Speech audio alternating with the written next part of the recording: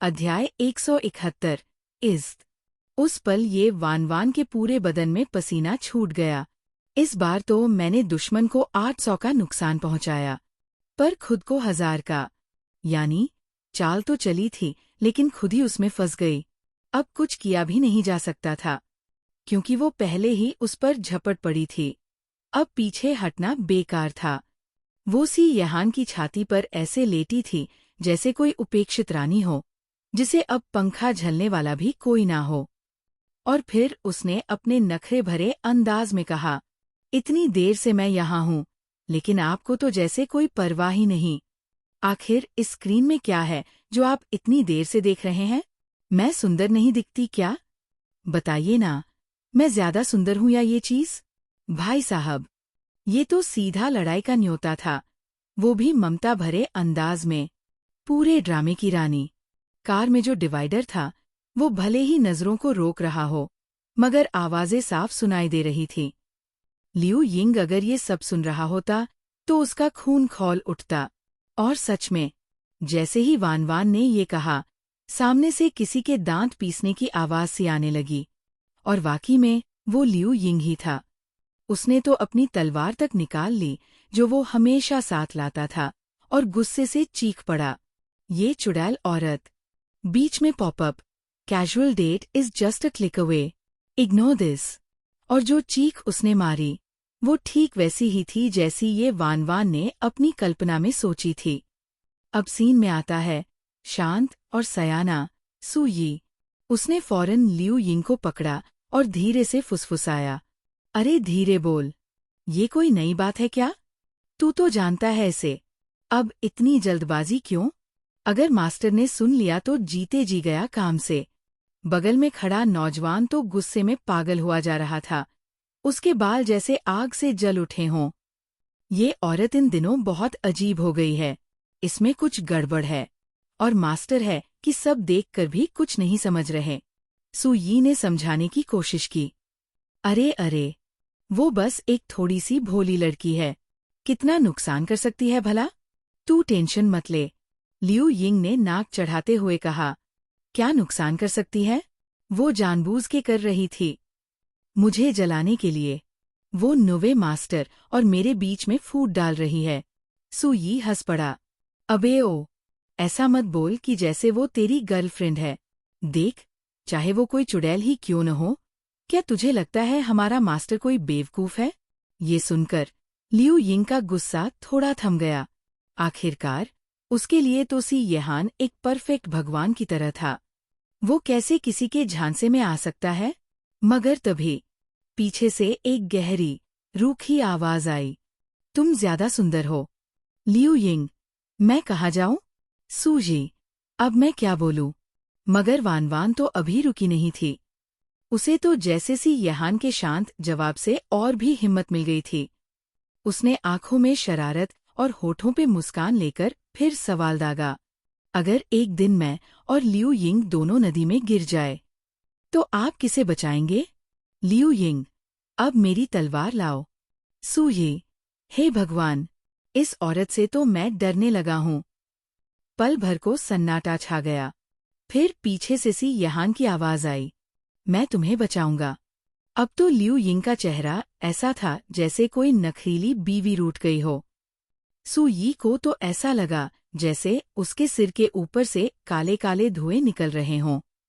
अब सू यी को डर था कि कहीं लियू यिंग सच में तलवार न चला दे। तो वो बोला, लियू यिंग, तलवार नीचे रखो।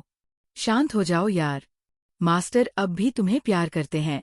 उन्होंने ऐसा सिर्फ इसलिए कहा क्योंकि तुम्हें तैरना आता है, और वान को नहीं।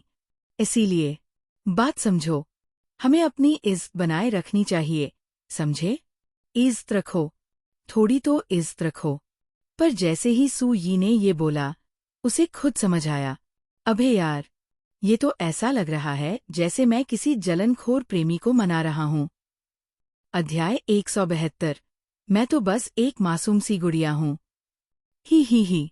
जैसे ही सी यहान ने बिना एक पल की देरी किए सीधा उसे चुन लिया, ये वान का दिल तो जैसे खुशी से झूम उठा। उसके चेहरे पर जीत की मुस्कान थी, जैसे कह रही हो, देखा, मैं जीत गई। सी यहान ने उसकी कमर को अपने हाथों में कसकर पकड़ लिया ताकि वो गिर न जाए, और धीरे से उसके कान में फुसफुसाया, अब हो गया तुम्हारा ड्रामा? वान वान के चेहरे की मुस्कान थोड़ी सी शरारत में बदल गई।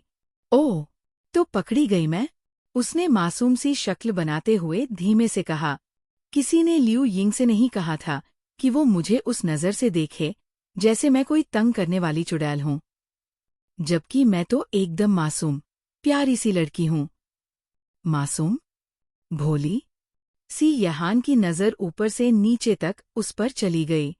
क्या ये अभी अभी खुद को मासूम कह गई? वान वान को उसकी आंखों की धार महसूस हुई। उसने हल्की सी खांसी की, थोड़ी शर्मिंदा सी हुई, और फिर बिल्कुल बच्चा बनकर होंठ फुलाकर बोली, वो मुझसे नफरत करता है। मुझे भी अब उससे नफरत है। सी यहान की आवाज में हल्की सी चेतावनी थी। उसे उकसाओ मत। ये सुनकर वान वान का चेहरा, ये तो सरासर पक्षपात है, वाले एक्सप्रेशन में बदल गया। ओहो, आप तो एकदम पक्षपाती है। सी यहान ने उसे ठंडी मगर सीधी नजरों से देखा और बहुत सधे हुए शब्दों में कहा, हाँ, मैं पक्षपाती हूँ। वान वान, ठीक है भई, मान लिया। सी यहान तो मुझे बहुत तवज्जो दे रहा है। लेकिन फिर भी वान वान की शरारती आत्मा शांत नहीं हुई। उसने झट से कहा, अब अगर अगली बार लियू यिंग ने मुझे फिर से घूराना, तो मैं उसके मास्टर को ही चोट पहुंचा दूंगी, उसे जलाने के लिए, ताकि वो गुस्से में फट ही जाए। सी यहान, मास्टर यानी खुद सी यहान। सी यहान, जो इस लड़ाई में एकदम निर्दोष दर्शक था, अचानक बीच में घसीट लिया गया। अब तो वो सोचने लगा, क्या मुझे लियू यिंग को प्रमोशन दे देना चाहिए? थोड़ी देर में कार पुराने घर के सामने पहुंच गई।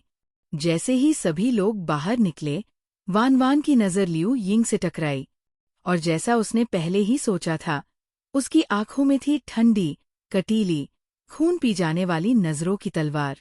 अब तो वान वान को पूरा यकीन हो गया कि आज दुश्मनी पक्की हो गई है, लेकिन फिर भी क्या फर्क पड़ता है? सी यहान के साथ तो पहले से ही एक पैक लड़की किन रुओशी मौजूद है, तो वो लियू यिंग मुझे पसंद करे या न करे, मुझे क्या? मैं हूँ एक शरारती, बिगड़ी हुई प्रिंसेस, तो क्या हुआ? फ्लैशबैक चलता है, पिछली जिंदगी की कड़वी यादें।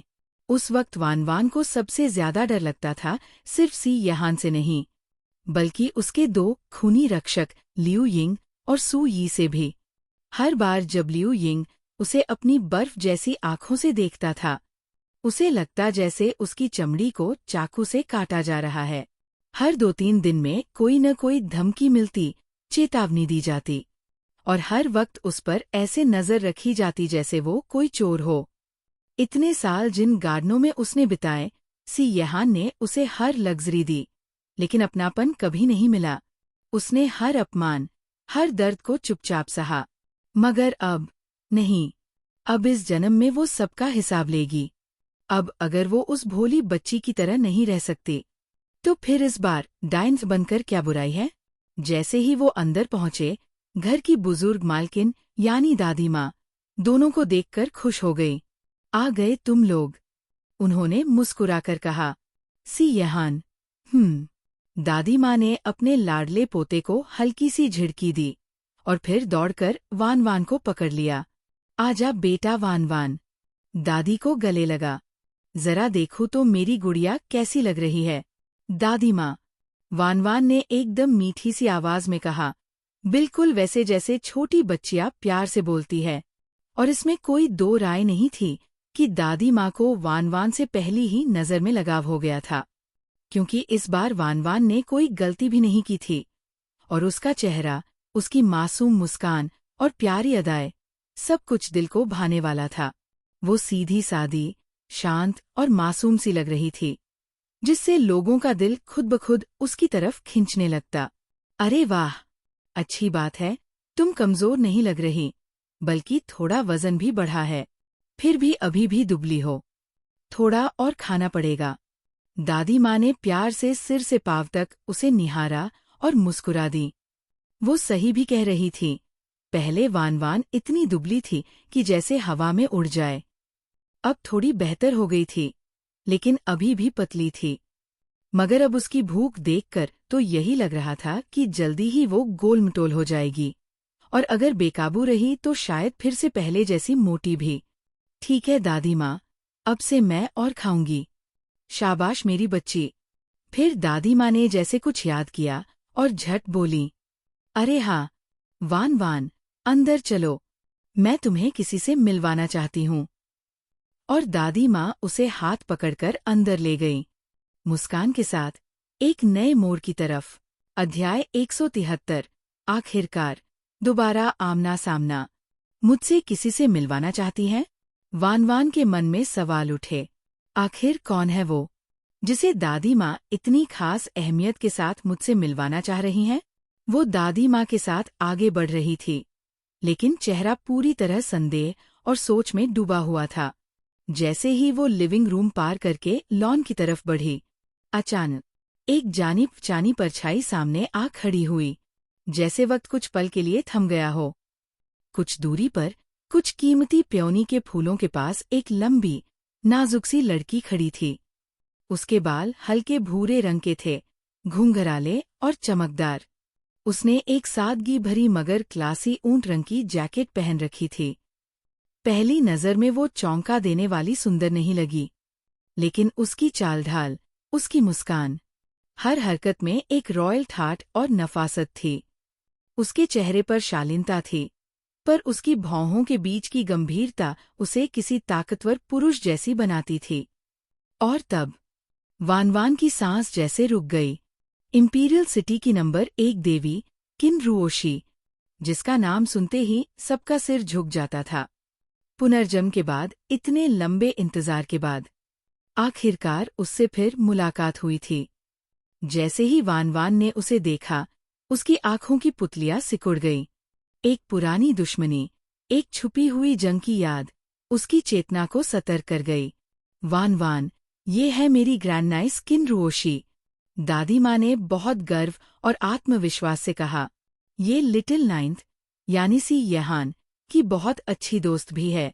वान का दिमाग कुछ सेकंड्स में संतुलन पर लौट आया, और फिर उसके ज़हन में वो पुरानी यादें एक एक कर उमड़ने लगीं।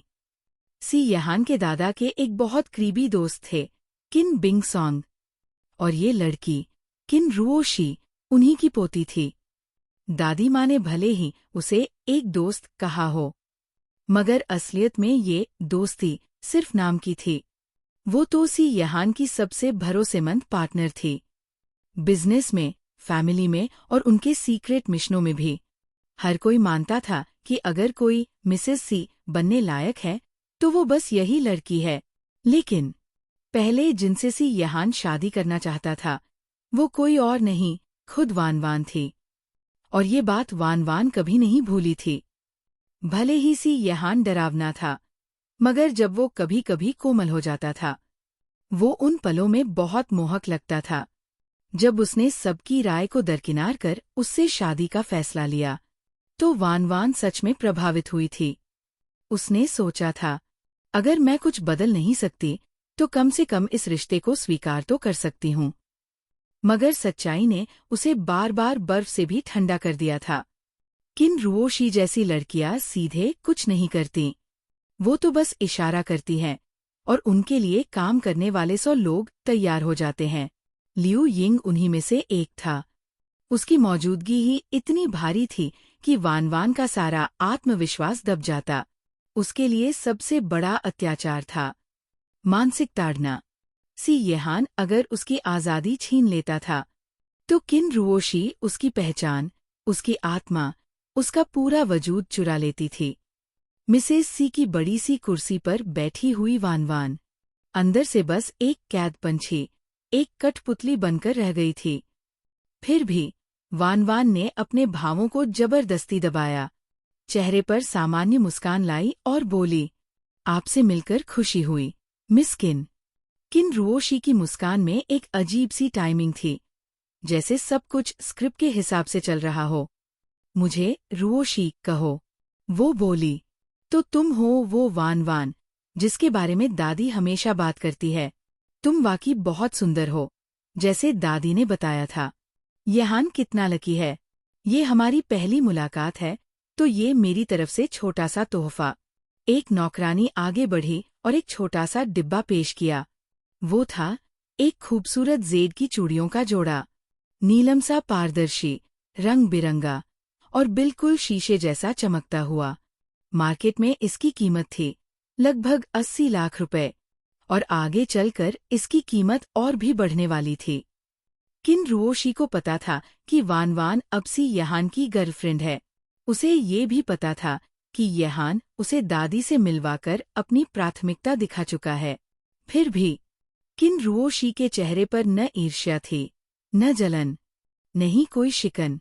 उसका रवैया एकदम एक आदर्श पत्नी जैसा था, ठंडा, संतुलित और घातक। अध्याय 174। सोने की टांग पकड़ लो। मतलब, सही आदमी से चिपक जाओ, जिंदगी सेट है। धन्यवाद रुओशी, ये चूड़ियाँ वाकई सुंदर है। वान वान ने मुस्कराकर डिब्बा बंद किया, मानो उसे असली कीमत का अंदाजा ही न हो। अंदर ही अंदर सोच रही थी, अरे 80 लाख की चूड़ी है ये, मगर चेहरा ऐसा बनाया जैसे सड़क से ली हो। रुओशी हल्के से मुस्कराई, तुम्हें पसंद आई, बस इतना ही काफी है। फिर उसका चेहरा सीधा सी यहान की तरफ मुड़ गया। जैसे ही उसने सी यहान को देखा, उसकी पहली वाली ठंडी, औपचारिक आवाज एकदम नरम और मीठी हो गई। यहान, शेन सिटी वाली प्रॉब्लम मैंने सुलझा दी है। आज रात तुम्हारे साथ डिटेल में बात करूंगी। सी यहान ने बेजान आवाज में बस एक शब्द कहा, धन्यवाद। फिर अपनी नजरें वान वान की तरफ वापस खींच ली। वान वान ने अभी अभी जिस तरह रुओशी को देखा था, उसकी आंखों में एक अजीब सी उलझन, बेचैनी और सावधानी थी। रुओशी ने भौहें उठाकर कहा, सिर्फ बोल रहे हो या वाकई में शुक्रगुजार हो? सी यहान ने एक नज़र सुई पर डाली। सुई तुरंत समझ गया। उसने जेब से एक कीमती शराब की बोतल निकाली। रुओशी की आंखें चमक उठीं। ये तो 7वें भाई की बनाई हुई शराब है। मैंने तो उसे एक प्राचीन आयुर्वेद ग्रंथ के बदले देने को कहा था। उसने मना कर दिया था। तुमने कैसे हासिल की? सू यी ने लाई है। ओह, फिर से सू यी को मुश्किल में डाल दिया तुमने। बेचारे से हर बार असंभव काम करवाते हो। उसने झूठ-मूठ की शिकायत की, मगर मुस्कराहट गालों तक चमक रही थी। इस पूरे वक्त वान वान एक कोने में एकदम खामोश खड़ी रही। उसके सामने सी यहान और रुओशी आपस में बातें कर रहे थे, हंस रहे थे, जैसे पूरी दुनिया में और कोई हो ही नहीं। उसी वक्त दरवाजे से लियू यिंग की आवाज गूंजी, मिस रुओशी, आप कब आई? लियू यिंग की आंखों में तो चमक आ गई, मानो कोई रक्षक आ गया हो। रुओशी ने हंसते हुए कहा, अभी अभी आई हूँ। सुना है तुमने हाल ही में कोई नई बॉक्सिंग स्किल सीखी है? एक राउंड हो जाए? बिल्कुल। लियू यिंग तो तुरंत तैयार हो गया। पुरानी मैडम, दादी माँ, बड़बड़ाई, इस लड़की को देखो, आते ही मुक्केबाजी करने निकल पड़ी। बिल्कुल भी औरतों जैसा बर्ताव नहीं करती। मगर उनके स्वर में नाराजगी नहीं, बस प्यार भरा झुंझलाना था। दादी माँ के मन में तो यही बात चुभ रही थी। मेरे सी यहान ने इस अनजान सी वान वान को चुना, जबकि रुओशी जैसी शालीन लड़की पास ही थी। लेकिन फिर भी दादी शायद सोचती थी, कोई तो हो जो सी यहान के पास रहे, वरना सालों से उसने किसी औरत को पास भी नहीं आने दिया। अब दादी किचन की ओर चली गई। वान वान सी यहान के साथ बैठ गई, बाग की लकड़ी की छतरी के नीचे, एक टेबल के पास। रुओशी ने अपना कोट उतार दिया था और अब लियू यिंग के साथ स्पारिंग शुरू कर दी थी। वान वान अपनी कुर्सी पर पीछे झुक गई। उसने दोनों को देखा, उनके आत्मविश्वास से भरे हाथ, मजबूत पैर, तेज पंच। ये पहली ही मुलाकात थी और रुओशी ने उसे अपनी ताकत का नमूना दिखा दिया था। सी यहान से लेकर दादी माँ तक, सू यी से लेकर लियू यिंग तक, हर किसी पर उसका असर साफ था। मानो वो कह रही हो, ये जगह मेरी है, तुम्हारी नहीं। और यही बात उसकी पिछली जिंदगी में भी हुई थी। रुओशी ने कभी उसे सीधे नुकसान नहीं पहुंचाया था, लेकिन उसने ऐसा माहौल बनाया, ऐसा दबाव डाला कि वान वान ने खुद को अकेला, टूटता और पराजित महसूस किया। सी यहान की दुनिया में वो एक परछाई भर बनकर रह गई थी। मगर अब वान वान वैसी बेवकूफ नहीं थी जैसी पहले थी। अब उसने मन में ठान लिया था, रुको रुओशी, तुम्हें सबको खरीदने दो, मुझे सिर्फ एक को पकड़ना है और मैं अजेय हो जाऊंगी। उसने अपनी ठुड्डी हाथ पर टिकाई, एक कोने में बैठे सी यहान को देखा, वो सोने की टांग यानी पावरफुल सपोर्ट, और फिर धीमी प्यारी आवाज में बोली, सी यहान, मुझे थोड़ा मूंगफली के बीज खाने का मन हो रहा है। सी यहान को थोड़ी देर पहले लगा था कि वान वान का बर्ताव कुछ बदलाव है, मगर अब उसकी मासूम सी मुस्कान, वो प्यारी सी आवाज, सब कुछ वैसा ही तो था। वान वान ने उसका हाथ झटका और मासूमियत से बोली, मेरे हाथ तो इतने नोट्स बनाने में थक गए हैं, प्लीज छील दोगे ना मेरे लिए। अध्याय 175। मुझे खाना खिलाओ। जब प्यार, जलन और मूंगफली तीनों एक ही फ्रेम में आ जाए। वान वान ने जरा सी मासूमियत से बोला, सी यहान, मुझे मूंगफली खाने का मन है। और सुनते ही पास ही स्पारिंग कर रहे लियू यिंग के कान खड़े हो गए, क्योंकि मार्शल आर्ट्स सीखने वालों की सुनने की शक्ति बहुत तेज होती है, और लियू यिंग ने साफ साफ सुन लिया। बस उसका मूड बिगड़ गया। जो गुस्सा वो अब तक अंदर दबाए बैठा था, अब फूट पड़ा। क्या ये लड़की मास्टर से मूंगफली छिलवाना चाहती है, वो भी अपने लिए? रुओशी, जो अब भी शांति से थी, उसने झट से लियू यिंग को रोका। लियू यिंग, शांत हो जाओ, ऐसे मत करो। मगर लियू यिंग तो फटने ही वाला था। रुओशी जी, आप भी उसे बचा रही हैं? मुझे आज बहुत गुस्सा आ रहा है।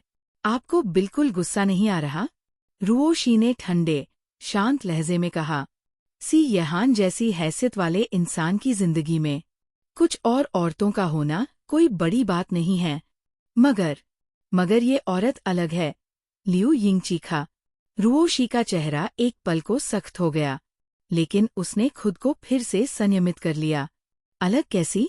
लियू यिंग, ध्यान रखना, वो कोई खास नहीं है, तुम्हें इतनी चिंता करने की जरूरत नहीं है। लियू यिंग ने कुछ कहने की कोशिश की, मगर दिल को मुंह में दबा लिया, लेकिन मन में उसका गुस्सा अब भी जल रहा था। कैसे नहीं है अलग? मास्टर ने खुद उसके लिए मूंगफली छिली, वो भी पूरे 78 बीज। मास्टर के नाजुक और संजीदा हाथ क्या मूंगफली छिलने के लिए बने हैं? और वो भी उस लड़की के लिए, जो 2 साल से उसके पास रह रही है। ना कोई संस्कार, ना कोई अकल, ना कोई इज्जत। शुरुआत में तो लियू यिंग को यही लगा था, मास्टर ने शायद कोई खिलौना रख लिया बोरियत में। मगर अब सी यहान उसे दादी से मिलवा चुके हैं। वो दादी जिनसे कोई भी लड़की मिलती थी तो वो सी यहान की होने वाली पत्नी मानी जाती थी। तो फिर इस लड़की को क्यों मिलवाया? लियू यिंग का दिमाग फटने को था। उधर वान वान बहुत आराम से बैठी थी, सी यहान के हाथों को देख रही थी, जो बड़े आराम से एक एक मूंगफली छील रहे थे। उनके पतले पतले सुंदर हाथ धीरे धीरे हर बीज छीलते और एक सफेद प्याले में डालते। वान वान बस देखती जा रही थी। हर बीज के साथ वो थोड़ा और फिदा होती जा रही थी। कभी कभी तो भगवान भी नाइंसाफी कर देता है। कुछ लोग तो सिर्फ मूंगफली छीलते हुए भी इतने हॉट लगते हैं। और हाँ, भले ही उसे ये सब अपनी जान बचाने के लिए करना पड़ रहा था, मगर अब वो इसमें मजा लेने लगी थी। अब उसे लगने लगा, चलिए अब बैलेंस हो गया, थोड़ा फायदा तो मेरा भी है। तभी सी यहान ने उसकी गहरी एकटक नजरों को महसूस किया। उसने धीरे से नजर उठाई और देखा, वान वान की आंखें उसकी तरफ ऐसे देख रही थी जैसे वो कोई खाने की चीज हो, जैसे आंखों में लिखा हो, मुझे खाना खिलाओ ना। अब तक उसने वान वान की आंखों में डर, नफरत, बेरुखी देखी थी, मगर आज ये मासूम, भोली, नाजुक नजरें दिल को कहीं अंदर से छू गईं।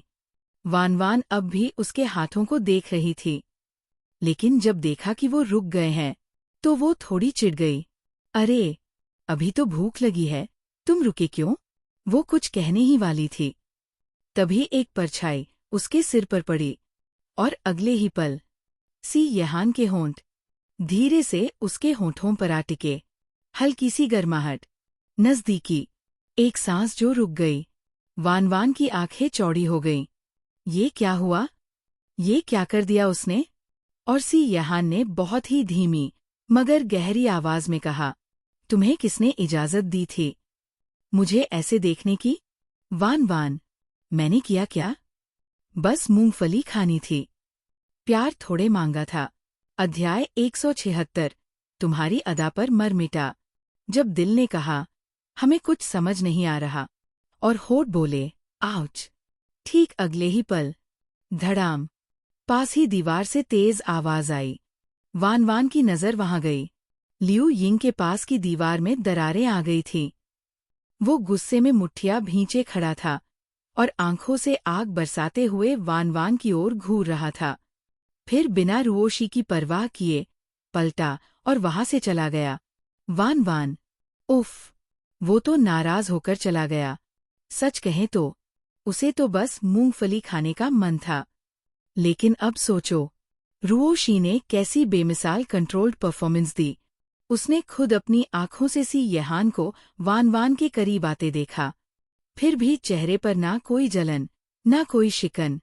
उल्टा लियू यिंग को समझाने लगी, सच में, ऐसी औरत जो खूबसूरती के साथ साथ दिमाग और ताकत भी रखती हो, जो जलन जैसी भावनाओं से ऊपर हो, वो तो परफेक्ट है। वान वान को खुद लगने लगा, लगता है सी यहान की पसंद में ही कुछ गड़बड़ है। लेकिन तभी होठों पर हल्का दर्द हुआ। आउच!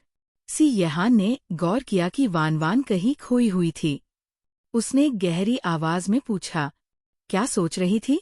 वान वान, मन में, क्या सोच रही थी? तुम्हारा प्यारा लियू यिंग तो गुस्से में दीवार फोड़ के चला गया। तुम्हें कुछ दिखा भी? लेकिन बाहर से उसने बस धीमे से कहा, मैं सोच रही थी, कहीं तुम्हारी टेस्ट में प्रॉब्लम तो नहीं? सी यहान की नजरें सिकुड़ गईं। क्या प्रॉब्लम? वान वान ने थोड़ी हिम्मत जुटाई और बोली, कभी सोचा है कि तुम्हें ऐसी लड़की पसंद करनी चाहिए जो अंदर बाहर से खूबसूरत हो, पढ़ी लिखी, सभ्य, शालीन, और रसोई से लेकर मीटिंग रूम तक सब संभाल सके? तुमने तो उल्टा एक मुसीबत को चुन लिया, जो न नियम मानती है, न शांति से रह सकती है। सी यहान की नजरों का गहरापन और बढ़ गया। वान वान का दिल डर से कांप उठा। लेकिन तभी उसने बड़े ही शांत, मस्त अंदाज में 5 शब्द बोले, तुम्हारी अदा पर मर मिटा। वान वान, क्या? तुम? ये कैसे बात हुई? ये तो किसी राजा वाली सोच नहीं है। सी यहान, किसने कहा कि मैं राजा हूं? वान वान, पूरी तरह स्पीचलेस। मैं तो बस मूंगफली खा रही थी। और ये आदमी तो पूरा फ्लर्टिंग मोड में आ गया। रात का खाना। सी यहान हमेशा की तरह चुप था। रुओशी दादी माँ के साथ हंसी मजाक में लगी हुई थी। उनके चेहरे पर कोई शिकन नहीं, जैसे कुछ हुआ ही नहीं। दादी माँ भी हंसती रहीं। साफ दिख रहा था, रुओशी को पता था कि इस घर में कौन सबसे अहम है। वान वान समझती थी कि दादी माँ का उसके लिए स्नेह सिर्फ ऊपर ऊपर का है। रुओशी के लौटते ही उसका चाम फीका पड़ गया। वो पहले से तैयार थी। रुओशी की जड़ें इस घर में बहुत गहरी थीं। ऐसे में वान वान उसकी जगह जल्दी नहीं ले सकती। रात का समय। खाने के बाद वान वान ने अपना होमवर्क निकाला और मेज पर बैठ गई। सी यहान पास के सोफे पर था, एक दस्तावेज पढ़ रहा था। तभी दरवाजा खटखटाया गया। रुओशी अंदर आई, शायद किसी काम की रिपोर्ट देने। यहान, शेन सिटी की बात थी। वो बात शुरू ही कर रही थी कि उसकी नज़र वान वान पर पड़ी, जो अब भी होमवर्क कर रही थी। ऐसे मामलों में जब गोपनीय बात हो रही हो, तो वान वान को वहां नहीं होना चाहिए था। वान वान उठने ही वाली थी कि सी यहान ने दस्तावेज नीचे रखा और सीधा रुओशी की ओर देखा। फिर बस एक शब्द कहा, बैठो। यानी उसे वान वान को बाहर भेजने का कोई इरादा नहीं था। वान वान ने धीरे से सिर उठाया, दोनों को देखा और उसका दिल जोर से धड़कने लगा। असल में वो चाहती थी कि सी येहान उसे वहां से जाने दे। उसे इन गोपनीय मामलों में कोई दिलचस्पी नहीं थी। वो इस सबसे दूर ही रहना चाहती थी। अध्याय 177। जैसा कोई बेवकूफ शासक करता है। तो बात कुछ ऐसी थी कि सी येहान हमेशा की तरह ये वान वान से कुछ भी नहीं छुपाता था। अब जरा सोचिए, ऐसी जगह जो किसी भी आम इंसान के लिए टॉप सीक्रेट होती है, जैसे उसका बेडरूम, उसका सबसे अहम स्टडी रूम, यहाँ तक कि उसका डार्क रूम भी, सब कुछ उसने बेझिझक वान वान के सामने खोल कर रख दिया था। लेकिन वान वान को ये बात समझ में आ रही थी। क्योंकि क्या कोई अपने पालतू बिल्ली, कुत्ते या तोते से भी छुपाता है? नहीं ना? बिल्कुल नहीं। ठीक उसी तरह सी येहान की नज़रों में वान वान शायद एक प्यारे से पालतू से ज्यादा नहीं थी। उसे उस पर शक करने की कोई जरूरत ही नहीं समझी जा रही थी। इसी बीच किन रोशी की नज़र वान वान पर पड़ी। उसने थोड़ी देर तक उसे देखा, फिर चुपचाप रह गई। कुछ कहने का मन हुआ भी, तो भी उसने जुबान नहीं खोली और सीधे सी येहान को रिपोर्ट देने लगी, पूरे घटनाक्रम की डिटेल्स। स्टडी रूम में एक अजीब सी शांति छाई थी। सिर्फ किन रोशी की साफ आवाज सुनाई दे रही थी और बीच बीच में सी येहान के दो चार जवाब। इधर वान वान ने दोनों को अकेला छोड़ दिया और अपने भारी भरकम होमवर्क में डूब गई। मैथ्स का होमवर्क ऐसे अंबार की तरह सामने पड़ा था जैसे किसी पहाड़ से टकरा गई हो। उसे अब किसी और चीज के बारे में सोचने का भी टाइम नहीं था। और तभी डोंग, एक जोरदार आवाज ने पूरे कमरे की शांति को चीर दिया। सी येहान और किन रोशी दोनों ने फौरन सिर उठाया और वान वान की तरफ देखा। और जो नजारा सामने था वो तो और भी हैरान कर देने वाला था। वान वान का सिर टेबल पर गिरा हुआ था। उसके माथे और टेबल के बीच एक वर्कशीट फंसी थी। उसकी आंखें लाल और भरी हुई थी, जैसे वो पर्चा उसका दुश्मन हो, मानो उस वर्कशीट ने उसके पापा को मार डाला हो। इतनी नफरत से उसे घूर रही थी। कुछ सेकंड के लिए कमरे में एक अजीब सी चुप्पी छा गई। फिर सी येहान ने माथा दबाया, जैसे सिर दर्द हो रहा हो, और किन रोशी को चुप रहने का इशारा किया। वो उठकर सीधा वान वान के पास आया। कौन सा सवाल है? उसने पूछा। वान वान थोड़ी सहमी सहमी सी थी, धीरे से सिर उठाया। हाँ?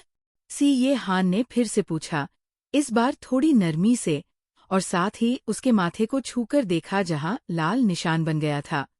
कौन सा सवाल समझ नहीं आ रहा? वान वान ने सिर टेढ़ा किया और बुझे बुझे अंदाज में बोल पड़ी। सवाल नंबर 1, 2, 3, 4, 5 और 6। सी येहान। उसने एक लंबी सांस ली, कपबोर्ड से फर्स्ट एड बॉक्स निकाला, फिर उसके सूजे हुए माथे पर दवा लगाई, और फिर शुरू हो गया मैथ के सवाल समझाने। वान वान को यकीन नहीं हो रहा था। वो थोड़ी हैरान और गमगीन थी, पर जैसे जैसे सी येहान समझा रहा था, वो पूरी तरह से उसकी बातों में खोती चली गई। थोड़ी ही देर में, बस 10 मिनट बाद, वान वान की आंखें चमकने लगीं, जैसे सी येहान की पीठ पर सफेद से पंख निकल आए हों। क्योंकि जो सवाल पहले पहाड़ जैसे लग रहे थे, अब इतने आसान लग रहे थे जैसे कोई बच्चा भी कर ले। धीरे धीरे आधा घंटा बीत गया। किन रोशी, जो तब तक चुपचाप सोफे पर बैठी इंतजार कर रही थी, आखिरकार बोल पड़ी। येहान। सी येहान ने धीरे से नजर उठाई। तुम अब जा सकती हो। किन रोशी का चेहरा थोड़ी देर के लिए संयमित रहा, लेकिन उसकी आंखों में एक बेचैनी की झलक आ ही गई। लेकिन शेन सिटी वाला मुद्दा, मुझे पता है क्या करना है। सी येहान ने बीच में ही टोक दिया। किन रोशी का चेहरा थोड़ा उतर गया। कुछ सेकंड रुकी, फिर बोली, ठीक है, और अपने कागज समेटकर चली गई। वान वान ने उस जाते हुए दृश्य को हैरानी से देखा। वो सोच में पड़ गई थी। किन रोशी जो भी कह रही थी, वो जरूर बहुत जरूरी बात रही होगी। असल में जो कुछ भी किन रोशी संभालती थी, सब जरूरी होता था। लेकिन सी ये हान ने वो सब छोड़कर सिर्फ उसका होमवर्क कराने के लिए उस मुद्दे को टाल दिया। ये तो वाकई में जैसे कोई बेवकूफ शासक करता है, जो सिर्फ मोहब्बत में अंधा हो जाता है। तभी सी ये हान ने टेबल पर हल्का सा थपथपाया। समझ आया? हाँ? नहीं? नहीं? क्या आप एक बार फिर से समझा सकते हैं?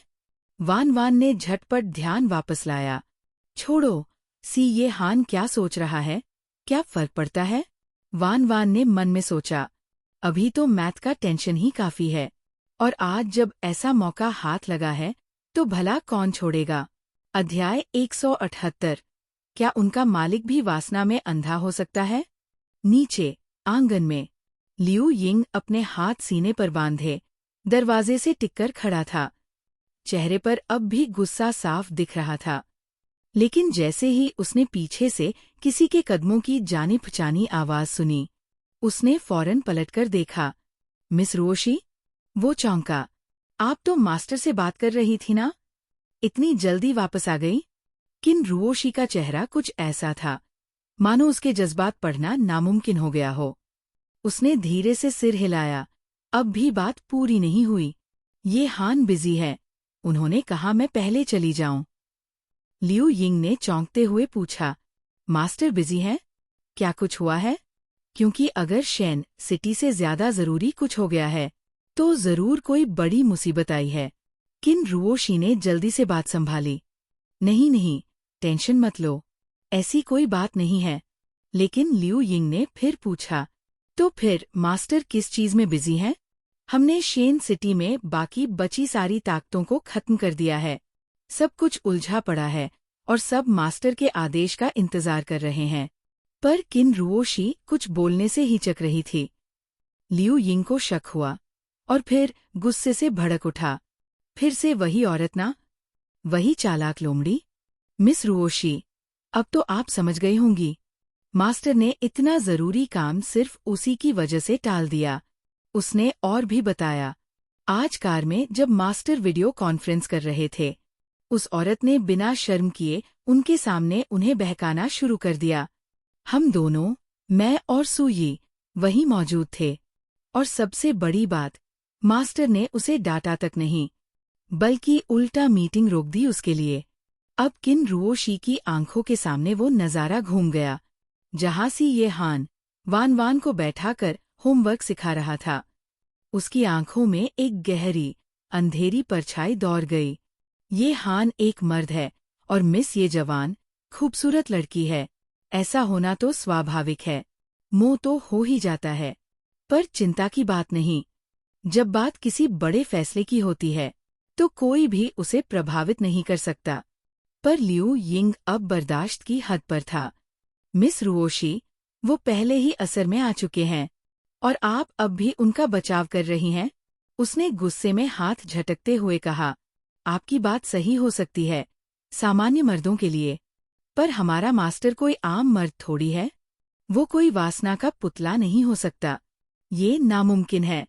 किन रुओशी ने उस जवान लड़के को देखा जो अब भी गुस्से से कांप रहा था, और थोड़ी थकी सी आवाज में कहा, तुम बहुत जल्दी भड़क जाते हो लियू यिंग, तुम्हें अब थोड़ा संयम रखना सीखना होगा।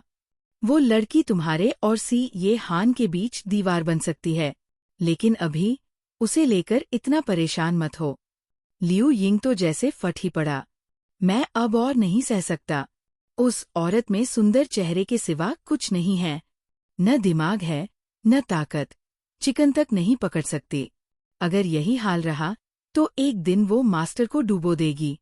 वो तो आपके सामने कहीं नहीं ठहरती, मिस रुओशी। किन रुओशी का चेहरा सख्त हो गया।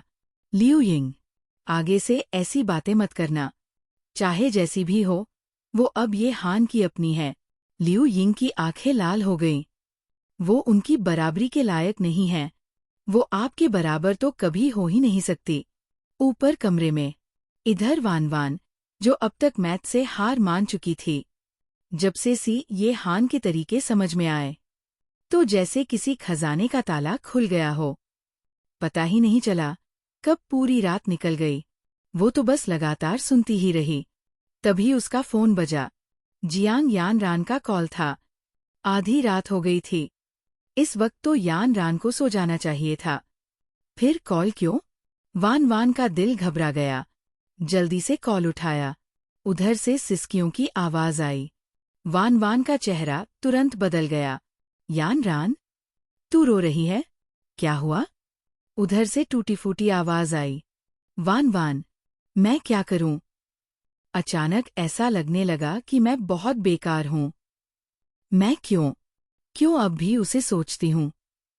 जब मुझे पता चल गया है कि वो कैसा इंसान है, अब और बर्दाश्त नहीं होता। जियांग यान रान का रो रो कर बुरा हाल था और उसकी आवाज से साफ लग रहा था वो शायद पीकर बैठी थी। वान वान ने थोड़ी राहत की सांस ली। तूने पी रखी है क्या? उसका पहला ख्याल यही था। वो कमीना सॉन्ग फिर कोई तमाशा कर गया होगा। अध्याय 179। इतनी ताकतवर बन जाऊं कि उसके बराबर खड़ी हो सकूं। फोन पर। हाँ, मैं अब 18 की हो गई हूं। पी सकती हूं। जियांग यान रान ने धीमी और डरी हुई आवाज में कहा, मानो डर हो कि वान वान उसे डांट देगी। वान वान को चिंता हो गई। तू अभी कहाँ है? झील के पास। स्कूल वाली छोटी झील? हाँ। वान वान ने माथा पकड़ लिया। तू नशे में है, कहीं झील में गिर गई तो? तुरंत हॉस्टल लौट जा। इतनी मासूम है ये लड़की। मैंने तो बस डराने को कहा था ताकि होश में आ जाए। पर ये तो सच में मेरी बात मान रही है।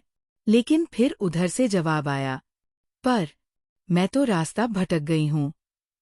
वान वान, हे भगवान, अपनी ही स्कूल में गुम हो गई। चल, अब कहीं बैठ जा और हिलना मत। मैं किसी को भेजती हूँ तुझे लेने। वान वान ने फिर से यान रान को समझाया और फोन काटने से पहले चू फेंग को कॉल करके कहा, तुरंत स्कूल की झील पर जा, यान रान वहां नशे में है। फोन रखने के बाद वान वान ने सी ये हान की तरफ देखा। वो मेरी नई रूममेट है। यान रान, मैंने तुम्हें बताया था ना? वो कॉलेज में पीकर बैठी है और अब हॉस्टल का रास्ता नहीं ढूंढ पा रही। तो मैंने पास के स्कूल के एक लड़के को भेजा है उसे लेने। वो लड़का उस पर क्रश रखता है। काफी अच्छा इंसान लगता है। पिछले जन्म में सी ये हान बहुत पजेसिव था। हद से ज्यादा कंट्रोलिंग।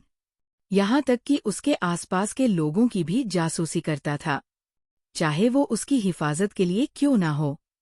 वान वान को उसका ऐसा बर्ताव दम घोंटने वाला लगता था। पिछली बार वान वान ने बस एक ही तरीका अपनाया, भागने की कोशिश करना। लेकिन इस जन्म में उसने सोचा, अगर मैं खुद इतनी ताकतवर बन जाऊं कि खुद को बचा सकूं, यहाँ तक कि सी ये हान के बराबर खड़ी हो सकूं, तो शायद मेरी आज़ादी मुझे वापस मिल सके। हालांकि ये ख्याल अभी सपने जैसा ही था। वान वान ने बात आगे बढ़ाई, अब काफी रात हो गई है, मुझे वापस जाना चाहिए। भले ही कल वीकेंड है, पर हमारी क्लास की रिहर्सल है सुबह सुबह, और यान रान भी अकेली है। मुझे उसकी भी चिंता है। तुम मिस रुओशी से बिजनेस की बात करो ना। सी ये हान का चेहरा हमेशा की तरह शांत और सख्त था। उसने कुछ नहीं कहा, लेकिन वान वान को साफ महसूस हो गया, वो नाखुश है। अरे वाह, जब मैं पहले बचकानी हरकतें कर रही थी, जानबूझकर लियू यिंग को चिढ़ा रही थी, तब तो एक बार भी गुस्सा नहीं हुए। और अब जब मैं एक दोस्त की मदद कर रही हूँ, समझदारी दिखा रही हूँ, तो आपको बुरा लग रहा है। इसमें क्या लॉजिक है? फिर भी सी ये हान ने आखिर में झुकते हुए सू यी से कहा, उसे छोड़ आओ।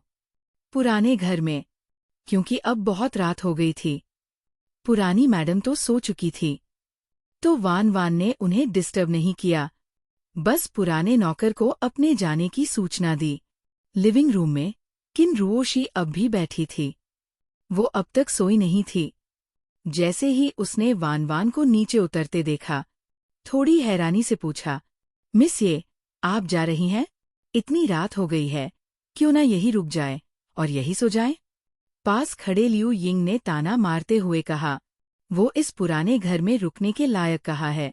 लेकिन उसका वाक्य अधूरा ही रह गया, क्योंकि सी ये हान ने एक तेज, बर्फ जैसी नजर उस पर डाली, जिसमें कोई शब्द नहीं था, लेकिन ऐसा लगा जैसे एक बहुत भारी पहाड़ उसके सीने पर रख दिया गया हो। लियू यिंग ने तुरंत सिर झुका लिया, पीठ से पसीना बहने लगा। पर उस डर के बाद भी उसका गुस्सा और बढ़ गया। जैसे ही वान वान और सू यी बाहर निकले, सी ये हान ने आवाज दी, लियू यिंग, इधर आओ। लियू यिंग ने अपने मुट्ठियां कस लीं। जी। किन रुओशी घबरा गई। ये हान, लियू यिंग को मत डांटो, वो जानबूझकर नहीं बोल रहा था, तुम तो जानते हो ना उसका स्वभाव।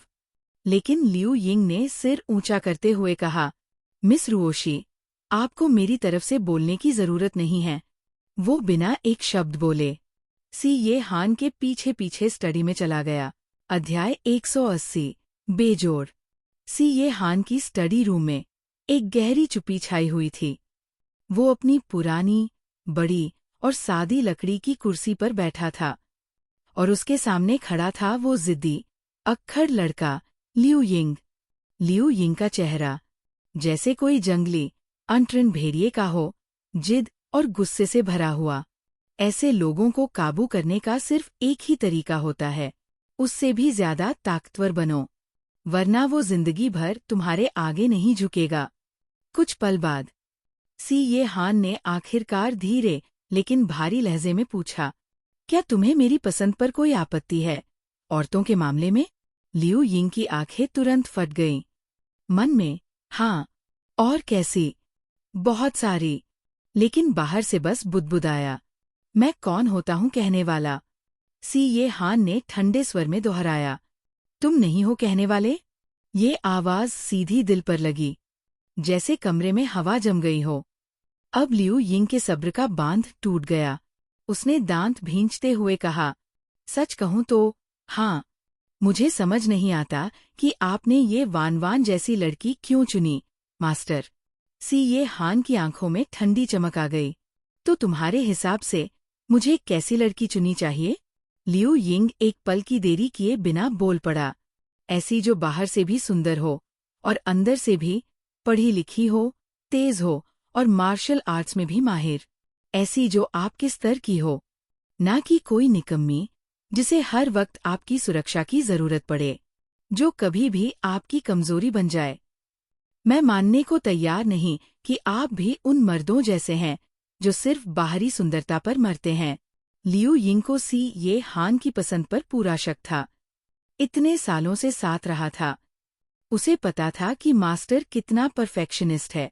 दुनिया कहती थी कि उसे औरतों में दिलचस्पी नहीं, पर सच्चाई ये थी कि कोई भी औरत उसकी ऊंची सोच तक पहुंच ही नहीं पाई, और जब वो किसी को अपनाएगा तो वो होगी उसकी जिंदगी भर की साथी। सी ये हान ने कुछ पल चुप रहकर कहा, मतलब तुम कह रहे हो मुझे तुम्हें और सू यी को शादी के लिए चुनना चाहिए? Liu Ying. सी ये हान के मुंह से ये सुनते ही लियू यिंग की तो स्क्रीन ही ब्लैंक हो गई। कुछ पल को तो दिमाग ने काम करना ही बंद कर दिया। फिर धीरे धीरे उसके कान और गर्दन टमाटर की तरह लाल हो गए। कैसे हो सकता है? मेरा मतलब वो नहीं था। वो हकलाने लगा, मन में, हाँ, मैं लड़ता अच्छा हूँ, सू यी बुद्धिमान है, दोनों मिलकर आपके मापदंड पूरे कर देते हैं शायद। पर मतलब ये नहीं था, मास्टर, आपने जानबूझकर बात को घुमा दिया है। सी ये हान ने ठंडे स्वर में पूछा, किसने कहा कि मेरी पार्टनर में सिर्फ ये 2 बातें होनी चाहिए? अब लियू यिंग की जिज्ञासा और बढ़ गई थी। तो फिर, मास्टर, आपके हिसाब से कैसी होनी चाहिए वो?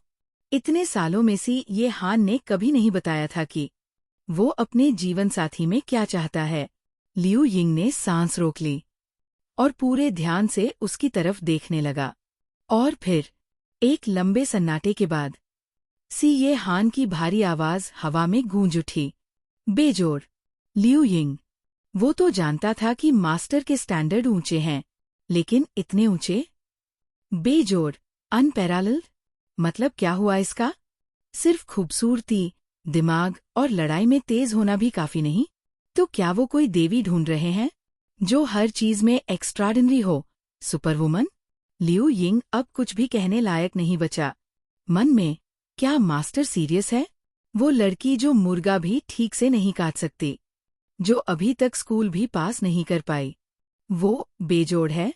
यहाँ तक कि मिस रुओशी भी उसे एक शब्द के आगे फीकी पड़ जाए। बाहर, थोड़ी देर बाद, जैसे ही सू ये वान वान को छोड़कर लौटा, उसने देखा कि लिऊ यिंग एक कोने में दीवार के पास बैठा है, जैसे उसके सिर पर धुएं का बादल उठ रहा हो। सू यी ने लंबी सांस भरी और पास जाकर पूछा, झाड़ पड़ी क्या? लिऊ यिंग ने उसकी तरफ देखा। सू यी, तुम्हें पता है मास्टर को अपने पार्टनर में क्या चाहिए? सू यी सोच में पड़ गया। शायद कुछ अजीब, पागल किस्म का। लिऊ यिंग, अभी बताया मुझे। एक ही शब्द कहा, बेजोड़। उसने हर अक्षर को खींच खींच कर बोला, बे, जो, द। सू यी, ओह। लिऊ यिंग अब फिर से भड़क गया। अरे भाई, वो लड़की? वो और बेजोड़? पागलपन है ये। सू यी ने पसीना पोंछते हुए कहा, क्या करे यार? सुंदरता तो देखने वाले की आंखों में होती है,